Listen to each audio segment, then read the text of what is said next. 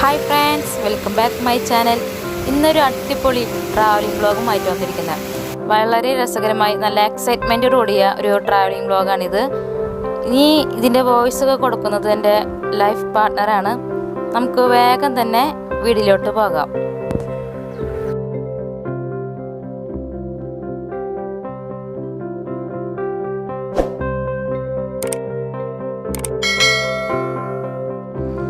Hi friends, നമ്മൾ പോകുന്നത് മൂന്നാറിലേക്കാണ്. ഈവനിങ്ങോട് കൂടിയാണ് നമ്മൾ മൂന്നാറിലെത്തിയിരിക്കുന്നത്. അവിടെ നമ്മൾ ഒരു റിസോർട്ടിൽ റൂം എടുത്തിരിക്കുകയാണ്. ഇനി നമുക്ക് തുടർന്ന് കാഴ്ചകൾ കാണാം.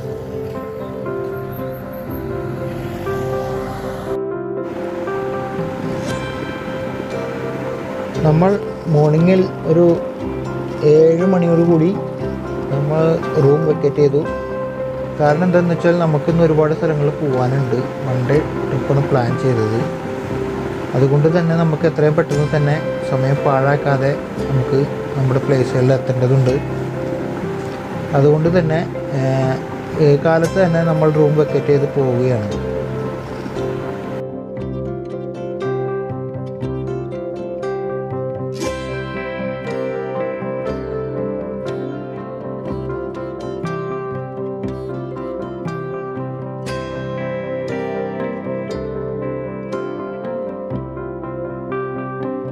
അപ്പോൾ ഞങ്ങൾ ഇറങ്ങുകയായി.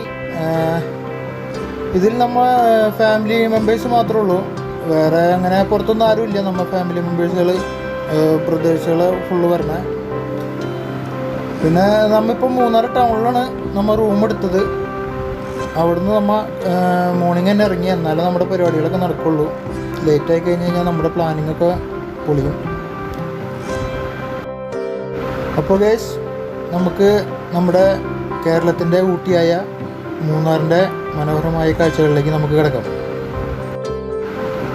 ഇന്ന് നമ്മൾ മെയിനായിട്ട് പോകാൻ ഉദ്ദേശിക്കുന്നത് വട്ടവട എന്നുള്ള സ്ഥലത്ത് അത്യാവശ്യം കുറച്ച് പച്ചക്കറിത്തോട്ടങ്ങളും പിന്നെ അവിടെ ഒരു ഹൈഡ് ചെയ്തിട്ടുള്ളൊരു വെള്ളച്ചാട്ടമുണ്ട്. അവിടെ നമുക്കൊന്ന് ഫ്രഷ് ആവാനും പിന്നെ അവിടെ നിന്ന് ഇറങ്ങി ചെറിയൊരു ഓഫ് റോഡ് ട്രെക്കിങ്, അതൊക്കെയാണ് നമ്മൾ പ്ലാൻ ചെയ്തേക്കണേ. അപ്പോൾ അവിടെ നമ്മളെ കൊണ്ടുപോകുന്ന ആൾ പറഞ്ഞിരിക്കുന്നത് അവിടെ രുദ്രാക്ഷമാല ഉണ്ടാക്കാൻ ഉപയോഗിക്കുന്ന കായുടെ മരം അവിടെ ഉണ്ടെന്നാണ് പറഞ്ഞ് കേട്ടത്. അപ്പോൾ നമുക്കതും കാണാം.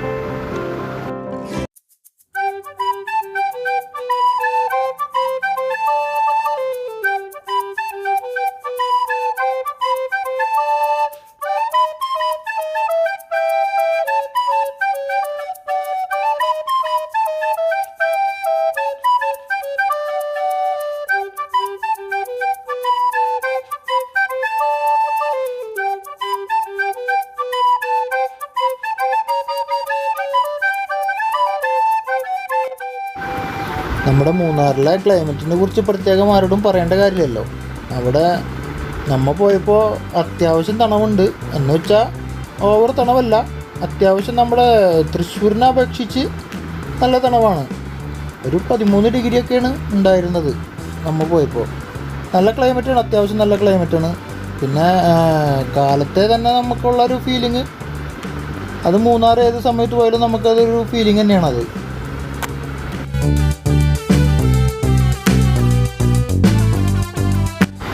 പോകുന്ന വഴിക്ക് ഹോഴ്സ് റൈഡും മറ്റു കുറേ സംഭവങ്ങളൊക്കെ ഉണ്ട്.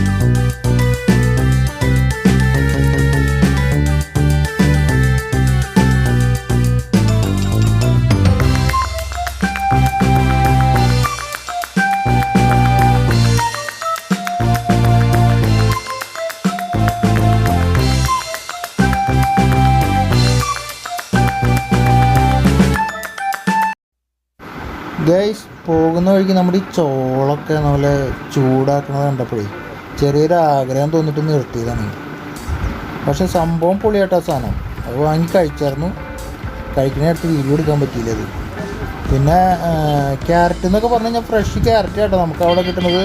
അതൊരു കെട്ടിന് നമുക്കൊരു 20 രൂപ കൊടുത്തു കഴിഞ്ഞിട്ടുണ്ടെങ്കിൽ ഒരു കെട്ട് നമുക്ക് കിട്ടി കഴിഞ്ഞിട്ടുണ്ടെങ്കിൽ ആവശ്യം പോലെ കിട്ടും നമുക്ക്.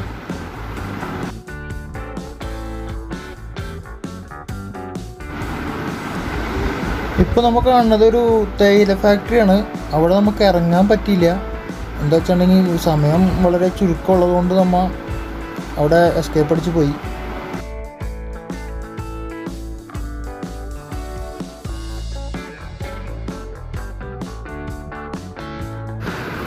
നമ്മളിപ്പോൾ മാട്ടുപ്പെട്ടി ഡാമാണ് അവിടെ എത്തിയിട്ടുണ്ട്.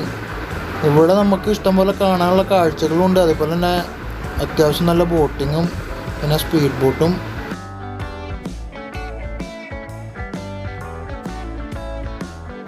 പിന്നെ നമുക്ക് ബലൂൺ ഷൂട്ട്, നല്ല എൻ്റർടൈൻമെൻറ്റ്, ഇഷ്ടംപോലെ പരിപാടികളുണ്ട് അവിടെ. പക്ഷെ നമ്മളിവിടെ ഓൾറെഡി അവിടേക്ക് പോകാൻ വേണ്ടി ഓഫ് റോഡ് പോകാനുള്ളൊരു വണ്ടി അവിടെ ബുക്ക് ചെയ്തിട്ടേക്കാണ് ഓൾറെഡി. അവിടെ 11 മണിക്ക് എത്താമെന്നുള്ള വാക്ക് അവരുടെ അടുത്ത് പറഞ്ഞിട്ടുണ്ട്. അതനുസരിച്ച് നമ്മൾ ടൈം ഷെഡ്യൂൾ ചെയ്തേക്കണേ. അപ്പോൾ അതുകൊണ്ട് ഇവിടെ നിന്ന് ഇറങ്ങാണ്ട് പോകണേ. തിരിച്ചു വരുമ്പോൾ നമുക്ക് സമയമുണ്ടെങ്കിൽ ഇവിടെയൊക്കെ ഇറങ്ങും. ഈ ഒരു ഏരിയയിലാണ് മെയിനായിട്ട് മൂന്നാറിൽ കൂടുതലായി ആനകളെ കണ്ടുവരുന്നത്. ഈ ഭാഗങ്ങളിലാണ് ഇവിടത്തുകാരുടെ ഫേമസ് ആയ മെയിനായിട്ടുള്ളൊരു പടയപ്പ എന്ന പേരുള്ള ആന ഏത് നേരം ഇവിടെ ഇറങ്ങാറുണ്ട്. നമുക്ക് ഭാഗ്യമുണ്ടെങ്കിൽ കാണാം, ഒന്ന് നോക്കാം.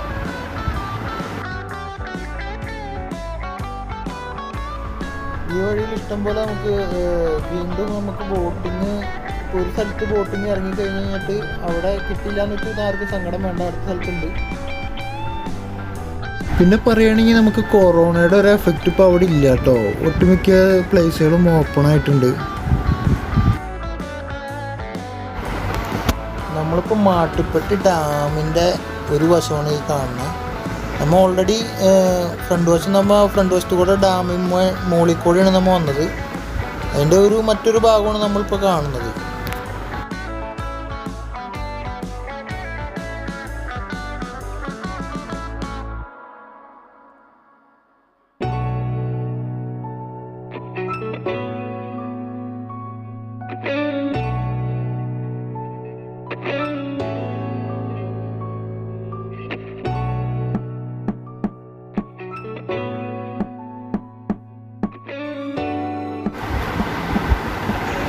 ഗൈസ്, നമ്മളിപ്പോൾ പോകുന്നത് ഗൈഡ് പറയുന്നത് ഇപ്പോൾ കാണുന്ന മുകളിലെ ആ തട്ടിലേക്കാണ് പോകണമെന്നാണ് പറയണത്. നമുക്ക് തുടരെ കാഴ്ചകൾ കാണാം.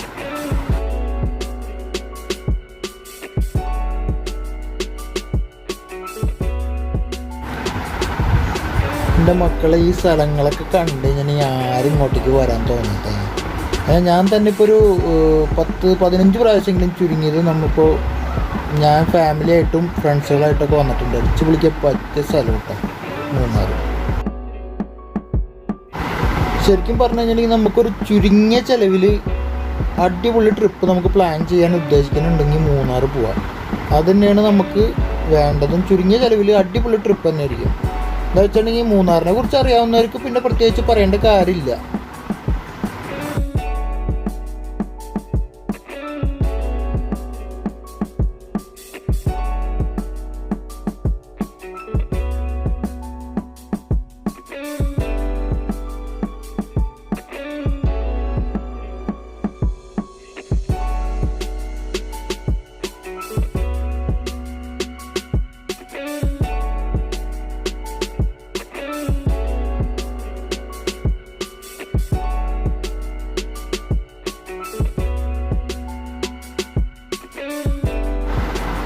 പിന്നെ ഒരു ഭാഗ്യം എന്ന് പറഞ്ഞു കഴിഞ്ഞിട്ടുണ്ടെങ്കിൽ നമ്മൾ പോയപ്പോൾ അത്യാവശ്യം നല്ല ക്ലൈമറ്റായിരുന്നു. നല്ലൊരു തണുത്ത ഒരു ക്ലൈമറ്റും പിന്നെ കോടമഞ്ഞ് അധികം ഇല്ലാത്ത കാരണം നല്ല പ്ലേസുകളൊക്കെ കാണാൻ പറ്റി. ഈ ഒരു സ്ഥലമാണ് നമ്മുടെ മൂന്നാറിൽ മറ്റൊരു ഫേമസ് ടോപ്പ് സ്റ്റേഷൻ എന്ന് പറഞ്ഞൊരു സ്ഥലമാണ്. ഇവിടെ ഞാൻ പോയിട്ടുള്ളതാണ്. ഒരു താഴേക്ക് ഇറങ്ങിയിട്ടുള്ളൊരു പ്ലേസാണ്. നല്ല കോടമഞ്ഞ് ഇറങ്ങി കിടക്കുന്ന ഒരു സ്ഥലമാണ്. അവിടെ നമുക്ക് സമയപരിധി പോലും നമ്മൾ അവിടെ ഇറങ്ങിയിട്ടില്ല. നമ്മൾ കണ്ടിന്യൂ പോയിക്കൊണ്ടിരിക്കുകയാണ്. ഇത് നമ്മൾ വട്ടവടയ്ക്ക് പോകുമ്പോൾ ഒരു ഫോറസ്റ്റ് ഉണ്ട്. ആ ഫോറസ്റ്റ് ചെക്ക് പോസ്റ്റാണ്. അവിടെ നമ്മൾ പേരും ഡീറ്റെയിൽസ് എഴുതി കൊടുക്കണം, എവിടേക്കാണ് പോകണമെന്നുള്ളത് എഴുതി കൊടുക്കണം. ഇപ്പോൾ നമ്മൾ തിരിച്ച് വരികയാണെന്നുണ്ടെങ്കിൽ അത് അവരുടെ അടുത്ത് പറഞ്ഞാൽ മതി. വരില്ല, നമ്മൾ അവിടെ വട്ടവടയിൽ തന്നെ കുറേ റിസോർട്ടുകളും സംഭവങ്ങളൊക്കെ ഉണ്ട്, ടൂറിസ്റ്റ് പ്ലേസ് അവിടെ ആയതുകൊണ്ട്. അപ്പോൾ അവിടെ റിട്ടേൺ ഇല്ല, സ്റ്റേ ആണെന്നുണ്ടെങ്കിൽ അതും പറയണം. ഇനി നമ്മൾ പോകണത് വട്ടവടയ്ക്ക് പോകുന്ന വഴിക്കുള്ളൊരു കാടാണ്. അത്യാവശ്യം നല്ല കാട് തന്നെയാണ്. അവിടെ ഇൻസ്ട്രക്ഷൻ നമുക്ക് തന്നെ ഉണ്ട് ഓൾറെഡി. അവിടെ പുറത്തിറങ്ങാൻ പാടില്ല എന്നൊക്കെ പറയുന്നുണ്ട്. ഈ കാട്ടിൽ പുറത്തിറങ്ങി കഴിഞ്ഞാണെങ്കിൽ സ്പോട്ടിൽ 2000 രൂപ ഫൈൻ അടിക്കണം എന്നൊക്കെയാണ് അവർ പറയണത്. അത് പാലിച്ചാൽ നമുക്ക് കൊള്ളാം.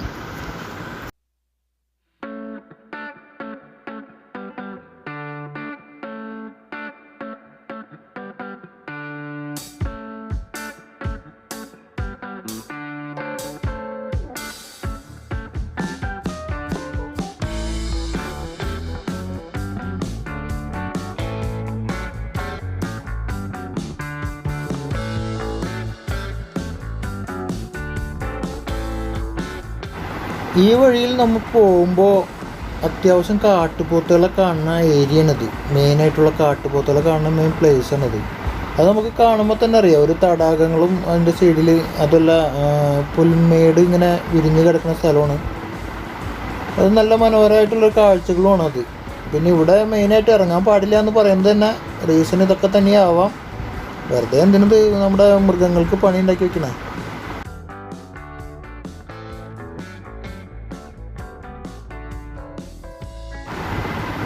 ഇവിടെയൊക്കെ കാണുമ്പോൾ നമ്മുടെ ശരിക്കും മനസ്സിൽ കുളിരുന്നൊരു ഫീലിംഗ് നമുക്ക് പറഞ്ഞാൽ. നമ്മുടെ ഒരു പച്ചപ്പ്, മൊത്തം ഒരു പച്ചപ്പ് നിറഞ്ഞൊരു പ്രദേശമാണ്.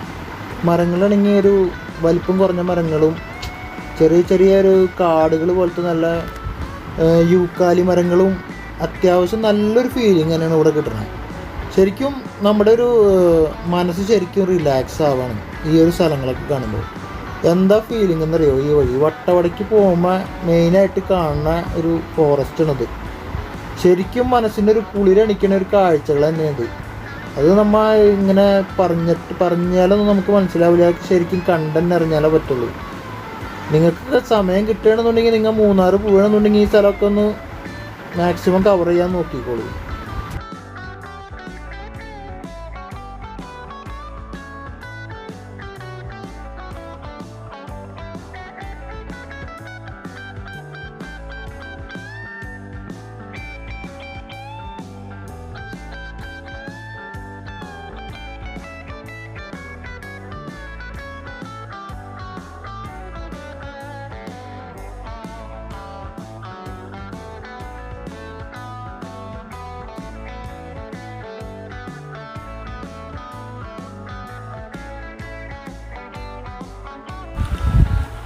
അപ്പോൾ നമ്മൾ വട്ടവടയ്ക്ക് പോണ ഫോറസ്റ്റ് എക്സിറ്റ് ചെയ്യാണ്.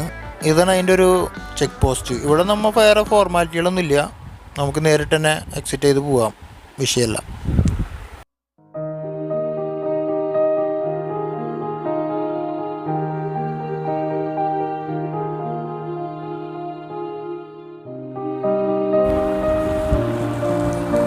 ഗൈസ്, നമ്മളിപ്പോൾ കാണുന്ന ആ ടൗണാണ് വട്ടവട ടൗൺ. അതൊരു ചെറിയ ടൗണാണ്. അത്യാവശ്യം നല്ല സൗകര്യങ്ങളും എല്ലാ ഇതുണ്ട്. ഇഷ്ടംപോലെ റിസോർട്ടുകളും സംഭവങ്ങളൊക്കെ ഉണ്ട്. ഈ ജീപ്പിലാണ് നമ്മളിപ്പോൾ പോകുന്നത്.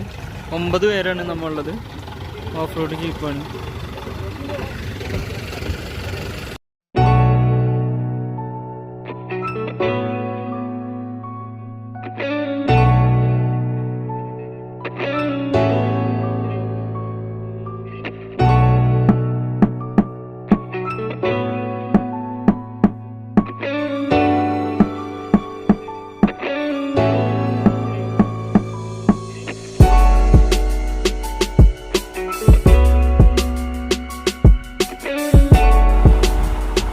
ഇപ്പോൾ നമ്മൾ ട്രെക്കിങ് ഓഫ് റോഡ് സ്റ്റാർട്ട് ചെയ്തിട്ടില്ല. ഇവിടുന്ന് നമ്മളിപ്പോൾ ഫസ്റ്റ് ടൈം പോണത്, ഫസ്റ്റ് തന്നെയായിട്ട് പോണത് നമ്മൾ ഒരു വാട്ടർഫോൾസ് ഉണ്ട്. അവിടെ ആ വാട്ടർഫോൾസിലേക്കാണ് നമ്മൾ പോകുന്നത്. അത് ഇവിടുന്ന് ഒരു ഏകദേശം ഒരു 6-7 കിലോമീറ്റർ ഉണ്ടാവും. നമ്മൾ വട്ടവട സെൻട്രലിൽ നിന്നും ഒരു 7 കിലോമീറ്ററോളം ഏകദേശം ഉണ്ടാവും. അവിടെ പോയി നമ്മൾ ഒന്ന് ഫ്രഷ് ആയിട്ടൊക്കെയാണ് നമ്മൾ പിന്നെ ഓഫ് റോഡിലേക്ക് കിടക്കുള്ളൂ. ഇത് നമുക്ക് ട്രെക്കിങ് ഓൾറെഡി നമ്മൾ ഇവിടെ ഒരാളെ വിളിച്ച് വണ്ടി ഓൾറെഡി ബുക്ക് ചെയ്തിട്ടാണ്. അതുകൊണ്ട് അതുകൊണ്ട് നമ്മൾ ചെന്ന വഴി തന്നെ നമ്മുടെ വണ്ടി അവിടെ പാർക്ക് ചെയ്ത് കഴിഞ്ഞിട്ടുണ്ടെങ്കിൽ നമുക്ക് ആ വണ്ടിയിൽ കയറി പിന്നെ അടുത്ത യാത്രയാണ് അവിടെ സ്റ്റാർട്ട് ചെയ്യണം. നമുക്ക് ഈ ട്രക്കിങ്ങിന് ടോട്ടലായിട്ട് ഒരു എക്സ്പെൻസ് വന്നതെന്ന് പറഞ്ഞു കഴിഞ്ഞിട്ടുണ്ടെങ്കിൽ ഒരു 2500 രൂപയാണ്. അതിലിപ്പോൾ ഞങ്ങൾ ഓൾറെഡി ഇപ്പോൾ ആ ഒരു ജീപ്പിൽ തന്നെ ഒരു 9 ആളുണ്ട്. അത് ആൾക്കാരുടെ എണ്ണം അനുസരിച്ചല്ല, അതിപ്പോൾ 9 ആളായാലും ഒരാളായാലും 2 ആളായാലും എത്ര ആളായാലും ആ ജീപ്പിൽ കൊള്ളുന്ന ആൾക്കാർക്ക് ഒരു ജീപ്പിൻ്റെ ട്രക്കിങ്ങിന് 2500 രൂപയാണ് അവർ വാങ്ങിക്കുന്നത്.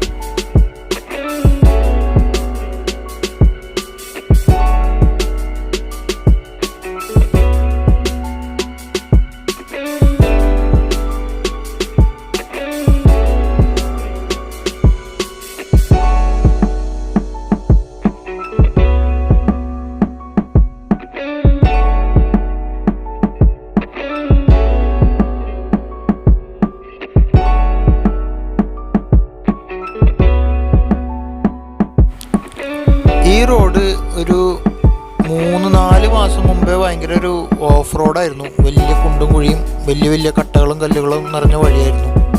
ഇപ്പോൾ ഇത് ഈ ലോക്ക്ഡൗൺ സമയത്ത് അവിടുത്തെ നാട്ടുകാരെല്ലാവരും കൂടി ഒന്ന് സഹകരിച്ചിട്ട് നമുക്ക് യാത്രാ സൗകര്യം ഒരുക്കിയിരിക്കുകയാണ് അവിടെ. വളരെ നല്ലൊരു റോഡായി. ഇപ്പോൾ അത്യാവശ്യം പ്രൈവറ്റ് വാഹനങ്ങളൊക്കെ പോകുന്നുണ്ട്. ആദ്യമൊക്കെ ഇപ്പോൾ നമ്മുടെ കൂടെ വരുന്ന ഗൈഡ് പറഞ്ഞതെന്താ വെച്ചിട്ടുണ്ടെങ്കിൽ ഇതിലെ ഓഫ് റോഡ് ട്രക്കിങ് ജീപ്പിന് മാത്രമേ പോകാൻ പറ്റുള്ളൂ എന്നാണ് പറഞ്ഞിരുന്നത്. ഇപ്പോൾ അത്യാവശ്യം പ്രൈവറ്റ് വാഹനങ്ങളും ബൈക്കുകൾക്കൊക്കെ പോവാം. നമ്മുടെ ഫസ്റ്റ് ഡെസ്റ്റിനേഷൻ എത്താറായി.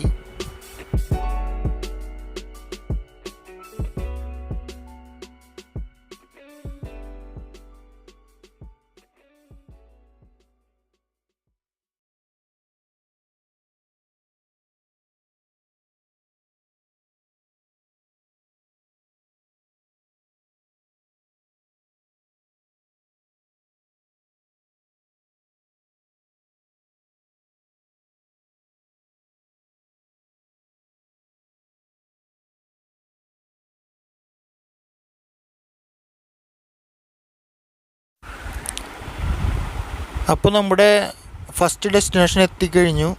നമ്മൾ ഇവിടെ നിന്ന് ഇനി താഴേക്ക് ഇറങ്ങി പോകുമ്പോഴാണ് നമുക്ക് ആ വാട്ടർഫോൾസ് കാണുന്നത്. ആ വാട്ടർഫോൾസ് നമുക്ക് എങ്ങനെയുണ്ടെന്നുള്ളൊരു സർപ്രൈസാണ് ഇപ്പോൾ നമുക്ക് കാണുന്നത്. ഇപ്പോൾ നമ്മുടെ കൂടെ വന്ന ഗൈഡ് പറഞ്ഞത് നല്ല വാട്ടർഫോൾസാണ്. കരിങ്കല്ലുകളും പാറക്കൂട്ടങ്ങളൊക്കെ നിറഞ്ഞൊരു വാട്ടർഫോൾസാണ്. അത്ര ഡേഞ്ചറല്ല, എന്നാലും ഡേഞ്ചറാണ്. അങ്ങനത്തെ ഒരു വാട്ടർഫോൾസാണ്. നമ്മൾ അങ്ങോട്ടാണ് ഇപ്പോൾ നടന്നുകൊണ്ടിരിക്കുന്നത്. അങ്ങോട്ട് വണ്ടി പോവില്ല, അതുകൊണ്ട് നമ്മൾ നടന്നാണ് പോണേ. പിന്നെ സൈഡിലൊക്കെ നമ്മൾ കാണുന്നത് കാപ്പിച്ചെടികളും ഏലച്ചെടികളൊക്കെ ഉണ്ട് അവിടെ.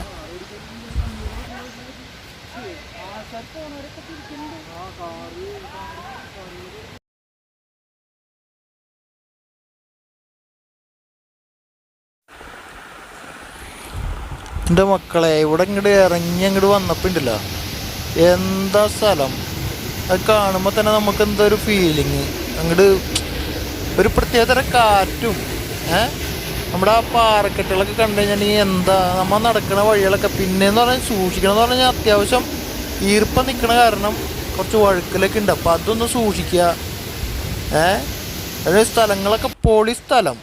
ഇപ്പോൾ അത്യാവശ്യം ബൈക്ക് റൈഡേഴ്സ് അത്യാവശ്യം നമുക്ക് അവിടേക്ക് എത്തിപ്പെടുന്നുണ്ട്. എന്താ വെച്ചിട്ടുണ്ടെങ്കിൽ മറ്റുള്ള വണ്ടിക്കാർക്ക് അധികം ഇങ്ങോട്ടേക്ക് വരാൻ സാധിക്കില്ല എന്നാണ് എൻ്റെ അറിവ്. ഇപ്പോൾ റോഡൊക്കെ ശരിയാക്കിയാണ് പറഞ്ഞപ്പോൾ നമുക്ക് പ്രൈവറ്റ് വണ്ടികൾക്ക് വരാം. ഇപ്പോൾ അത്യാവശ്യം വണ്ടികൾക്ക് വന്നു തുടങ്ങി. കൂടുതലും ബൈക്ക് റൈഡേഴ്സ് ഇഷ്ടം പോലെ വരുന്നുണ്ട് അവിടെ. പിന്നെ അതല്ല, നമ്മളിപ്പോൾ ഇറങ്ങി ചെല്ലുമ്പോൾ ഇപ്പോൾ കണ്ടിടത്തോളം കുഴപ്പമില്ല. ഇനി അങ്ങോട്ടേക്ക് താഴേക്ക് ഇറങ്ങി ചെല്ലുന്തോളും ഇനി എന്താവും എങ്ങനെയാവും എന്നുള്ളത് അറിയില്ല. കാണാം നമുക്ക്.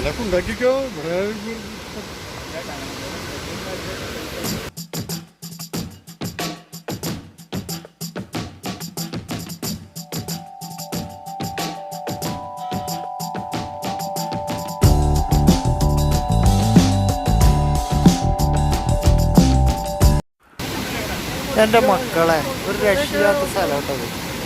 പൊളി സ്ഥലം എന്ന് പറഞ്ഞാൽ സൂപ്പർ സ്ഥലം. വെള്ളം ഇപ്പോൾ അത്യാവശ്യം മഴയൊക്കെ പെയ്താണെന്ന് തോന്നുന്നു. ചെറുതായിട്ടൊന്നും തലമിങ്ങനെ വരണമില്ല. പക്ഷെ എന്നാലും അടിപൊളി സ്ഥലം എന്ന് പറഞ്ഞാൽ അടിപൊളി സ്ഥലം. നമുക്ക് ശരിക്കും ത്രില്ലടിക്കുന്ന ഒരു സ്ഥലമാണ്. അത് നമുക്ക് ഇറങ്ങാനായാലും എന്തിനും നല്ല സൗകര്യമുണ്ട്. പിന്നെ അങ്ങോട്ടേക്ക് ഒരു ചെറിയൊരു വെള്ളച്ചാട്ടമാണ്, അത്യാവശ്യം താഴ്ചയുള്ള വെള്ളച്ചാട്ടമാണ്. അങ്ങനെ ഞങ്ങൾ പോണില്ല. ഈ കാണുന്ന മരമാണ് നമ്മൾ ആദ്യം പറഞ്ഞ രുദ്രാക്ഷമാല ഉണ്ടാക്കുന്ന കായ് കിട്ടുന്ന മരം. ഇത് നിങ്ങൾ കാണുന്നുണ്ടെന്ന് വിചാരിക്കുന്നു. ഇതിൽ ഞാൻ കറക്റ്റായിട്ട് കാണിച്ചു തരാം. ഇതാണ് നമ്മൾ ആ കായ്. ഇതാണ് രുദ്രാക്ഷം. ഇതാണ് അതിൻ്റെ മരം.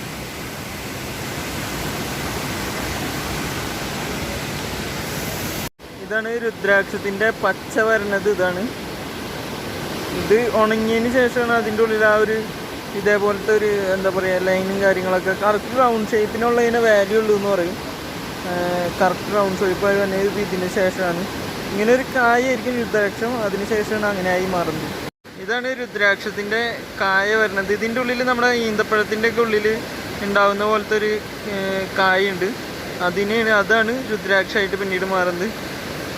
അപ്പോൾ ഇതിൻ്റെ ഉള്ളിലാണ് രുദ്രാക്ഷം ഇരിക്കുന്നത്. ഇങ്ങനെയാണ് രുദ്രാക്ഷത്തിൻ്റെ ഒരു സർക്കിള് വന്നത്. അതായത് പച്ച കുറച്ച് പഴുത്ത് അതിങ്ങനെ പൊട്ടി പിന്നെ ഈ കായായി മാറുന്നതാണ് രുദ്രാക്ഷം വന്നത്. ഇതാണ് മരം. വളരെ രസകരമായൊരു വ്യൂ പോയിൻ്റാണിത്. വളരെ ഭംഗിയുള്ള, എല്ലാവർക്കും ഉല്ലസിക്കാനും.